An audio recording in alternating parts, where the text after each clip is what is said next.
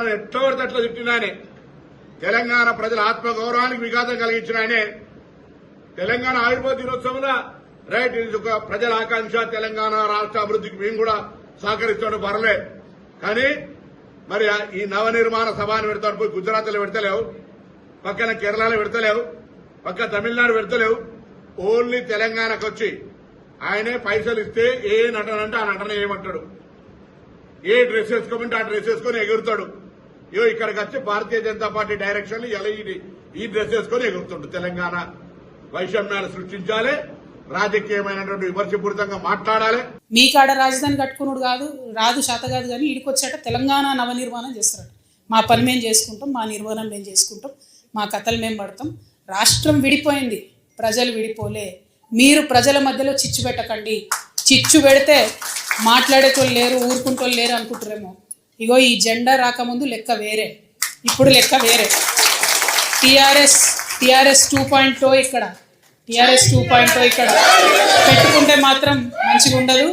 ఇది వరకు ఒకసారి పెట్టుకున్నారు, రాష్ట్రం వచ్చింది, ఈసారి మూతి పనులు రాలిపడతాయి. మాట్లాడే అర్హత పవన్ కళ్యాణ్కి లేదు, నిజంగా ఆయనకు లేదు. ప్రొఫెసర్ నాగేశ్వరరావు గారు ఆయన ఒక ప్రొఫెసర్ చదువుకొని వచ్చిన ఆయన ఒక పొలిటికల్ అనలిస్ట్, ఒక ఎక్స్ ఎమ్మెల్సీ. ఆయన గురించి మాట్లాడడం, ఆయన గోటికి కూడా ఈయన సరిపోదు పవన్ కళ్యాణ్.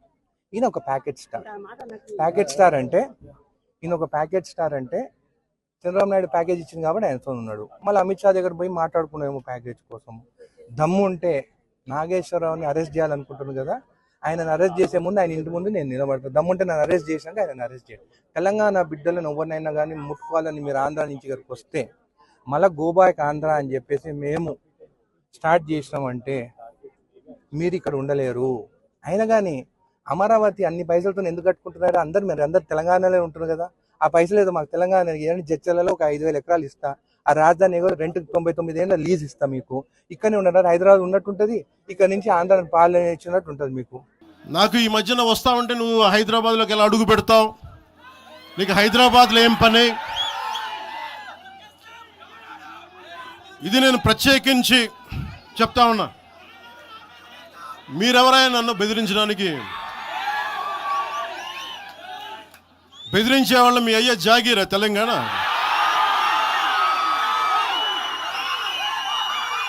నా మీద దాడులు చేస్తా ఉంటున్నారు కదా. నాకు తెలంగాణలో బెదిరింపుల కంటే కూడా ఆంధ్రాలో బెదిరింపులు ఎక్కువ. నాకు తెలంగాణలో ఇంకా రానివ్వు అంటారు నన్ను, ఆంధ్రాలో అయితే తల తీసేయని అంటారు కోనసీమలో కొంతమంది. నేను ఓడిపోయినప్పుడు 2019లో ఓడిపోయినప్పుడు మన తెలంగాణ నాయకులు ఒకరే చెప్పారు, అన్నా మా తెలంగాణలో ఉంటే నీకు పరిస్థితి రానిచ్చేవాళ్ళం కాదని చెప్పి.